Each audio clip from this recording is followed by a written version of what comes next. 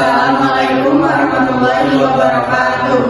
Kami dari kelompok 9 akan mempresentasikan hasil diskusi tentang ragam bahasa. Perkenalkan, nama saya Muhammad Farazayat Hajim. Perkenalkan, nama saya Dina Febrian. Perkenalkan, nama saya Dinda Aulia. Perkenalkan, nama saya Lydia Syafira. Bahasa iklan. Bahasa iklan merupakan bahasa yang digunakan dalam sebuah iklan untuk mempromosikan sesuatu kepada audiens. Dalam video ini, saya ingin menunjukkan sebuah iklan untuk diidentifikasi. Stop! Ibu-ibu, anak-anak aktivitasnya banyak. Main bola, main sepeda, berenang. Belum lagi PR-nya. Makanya, lengkapi sarapannya dengan segelas energi Milo setiap hari. Milo dengan Active Go, kombinasi unik dari malt, susu, dan coklat, diperkaya dengan 6 vitamin dan 3 mineral untuk mendukungnya tetap sehat dan aktif. Milo, energi untuk mendukung aktivitasnya setiap hari. Dari Nestle. Media tutur yang digunakan oleh iklan tersebut adalah audio visual, yakni disampaikan secara lisan melalui sebuah video. Untuk kebakuan bahasa, iklan tersebut tidak menggunakan bahasa yang baku, melainkan menggunakan bahasa non-formal yang lebih kasual. Secara sosial, iklan tersebut menggunakan bahasa non-formal untuk mengakrabkan penutur dengan audiens, terutama kepada ibu-ibu dan juga anak-anak. Secara fungsional, tentu saja iklan tersebut bersifat persuasif, yakni mengajak, yang bertujuan untuk mempromosikan dan mengajak audiens untuk menggunakan produk yang ada dalam iklan tersebut. Jika dikaitkan dengan ragam bahasa ilmiah, biasanya bahasa ilmiah menggunakan bahasa yang baku, sedangkan bahasa iklan tadi tidak menggunakan bahasa yang baku. Namun, dalam bahasa ilmiah dan bahasa iklan ada kesamaan, yakni biasanya iklan menggunakan informasi dari riset ilmiah. Misalnya, dalam iklan tersebut disebutkan kandungan gizi seperti 6 vitamin dan 3 mineral. Saya akan menyampaikan sedikit tentang bahasa jual beli. Bahasa jual beli di sini adalah bahasa jual beli online. Kosakata di jual beli ini khas sengaja diciptakan untuk menarik pelanggan, gitu ya, menarik pelanggan atau pembeli. Misalkan kayak silahkan dibeli bun, ini produknya mantul bed. Nah, kata di situ tuh itu khas banget. Contohnya kayak bun, bed, itu tuh khas banget. Jadi orang-orang tuh lebih tertarik gitu ya. Jadi agak sedikit silahkan dibeli bun. Nah, itu tuh biar kitanya tuh agak lebih akrab gitu. Apa sih muncul kata-kata seperti itu? Nah, ini tuh mungkin bisa dibilang hasrat gitu ya. Karena agar lebih menarik pelanggan. Dan kata-kata ini lebih ke arah persuasi.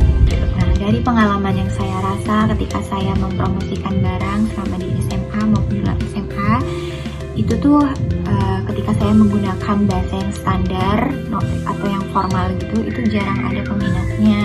Misalkan kayak silakan ini kualitasnya bagus. Nah, itu tuh jarang ada yang peminatnya karena lebih ke arah monoton gitu ya. Jadi sehingga tidak kesannya tidak menarik gitu oleh calon pembeli.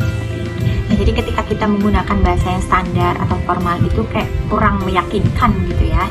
Nah, kosakata bun sendiri ini bukan hanya digunakan di kalangan ibu-ibu saja, tapi banyak juga di kalangan seperti kita, khususnya remaja itu masih sering menggunakan kosakata seperti itu.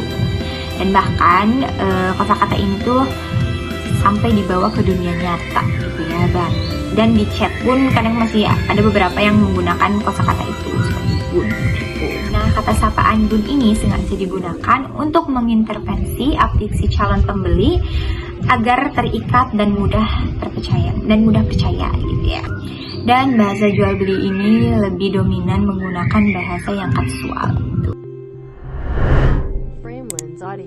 Bahasa pembelajaran. Bahasa pembelajaran adalah ragam bahasa yang digunakan dalam konteks pendidikan untuk menyampaikan informasi, pengetahuan, atau materi ajar dari pendidik kepada peserta didik. Bahasa ini bertujuan agar peserta didik mudah memahami materi baik secara lisan, yaitu di kelas, maupun secara tulisan, ada di buku, modul, dan artikel. Bentuk-bentuk bahasa pembelajaran satu dari tulisan, yaitu ada di buku teks, modul, artikel, blog auduktif.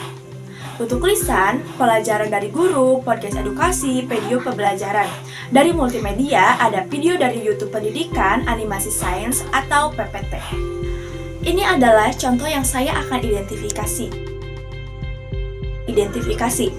Hasil identifikasi, media tutur yang digunakan contoh tersebut adalah tulisan atau visual infografis, disampaikan melalui media cetak atau digital dalam bentuk gambar dan teks tertulis. Untuk kebakuan bahasa, menggunakan bahasa yang baku, menggunakan kalimat yang sesuai dengan kaidah bahasa Indonesia yang formal. Secara sosial, contoh tersebut menggunakan bahasa yang formal. Digunakan dalam konteks pendidikan atau kampanye kesehatan masyarakat, tidak ada bahasa gaul atau informal. Untuk ragam fungsional adalah bahasa pembelajaran tujuannya mengedukasi masyarakat, khususnya orang tua dan calon orang tua, tentang stunting dan pencegahannya. Mengandung informasi faktual, edukatif, dan praktis. Jadi, kesimpulannya, infografis ini merupakan contoh bahasa pembelajaran yang bersifat tulis, baku, formal, dan fungsional edukatif. Bahasa disusun untuk menyampaikan informasi yang penting kepada masyarakat secara cepat dan mudah dipahami.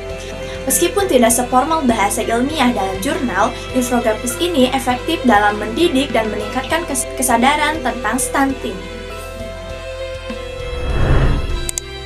Ragam bahasa politik adalah penggunaan bahasa yang khas dalam ranah politik, baik lisan maupun tulisan, yang bertujuan untuk menyampaikan pesan politik, mempengaruhi opini publik, atau memperjuangkan kepentingan tertentu. Ragam bahasa ini seringkali ditandai dengan penggunaan istilah khusus, gaya retorika, dan strategi komunikasi tertentu. Ada beberapa contoh ragam bahasa politik. Yang pertama, bahasa formal dan retoris, biasa digunakan pada pidato kenegaraan, menggunakan bahasa formal, lugas, dan penuh wibawa untuk menyampaikan pesan kepada masyarakat luas. Contohnya, saudara-saudara sebangsa dan setanah air. Pada kesempatan yang berbahagia ini, saya ingin menyampaikan pidato tentang. Poin kedua, ada debat politik, menggunakan bahasa yang argumentatif, retoris, dan terkadang manipulatif untuk menyerang lawan atau membela diri. Contohnya, saudara penantang, saya heran mengapa Anda selalu mengkritik tanpa memberikan solusi. Apakah Anda tidak punya visi untuk negeri ini? Yang ketiga, biasa digunakan pada kampanye politik, menggunakan bahasa yang persuasif, emosional, dan seringkali menjanjikan untuk memenangkan dukungan pemilih. Contohnya adalah, pilih saya akan membawa perubahan. Bersama-sama kita akan mewujudkan Indonesia yang lebih baik. Yang kedua, ada bahasa simbolik dan metaforis. Poin pertama, ada kuda Troya. Istilah ini merujuk pada tindakan menyusupkan kepentingan tertentu dalam suatu rencana atau program. Poin kedua, pagar makan tanaman. Istilah ini digunakan untuk menggambarkan pengkhianatan dari orang yang seharusnya melindungi. Yang ketiga, ada tangan besi. Istilah ini digunakan untuk menggambarkan gaya kepemimpinan yang otoriter. Yang ketiga, ada propaganda dan manipulasi. Yang pertama, mencuci otak. Istilah ini digunakan untuk menggambarkan upaya mempengaruhi pikiran seseorang secara sistematis. Yang kedua, penyebaran berita bohong. Istilah ini digunakan untuk menggambarkan upaya menyebarkan informasi palsu untuk tujuan tertentu. Yang ketiga, ada labelisasi. Istilah ini digunakan untuk memberikan label negatif kepada individu atau kelompok tertentu. Yang keempat, ada bahasa kekuasaan dan birokrasi. Poin pertama, peraturan perundang-undangan, bahasa yang digunakan dalam pembuatan dan penerapan hukum. Poin kedua, ada instruksi presiden, bahasa yang digunakan dalam memberikan perintah atau arahan dari presiden. Yang ketiga, ada surat edaran, bahasa yang digunakan dalam memberikan informasi atau pengumuman resmi. Yang kelima, ada media massa. Poinnya adalah wartawan politik, bahasa yang digunakan dalam meliput dalam memberitakan kegiatan politik. Yang kedua, ada opini publik, bahasa yang digunakan dalam menyampaikan pandangan masyarakat terhadap isu-isu politik. Yang ketiga, ada headline news, bahkan yang digunakan dalam menyampaikan berita utama.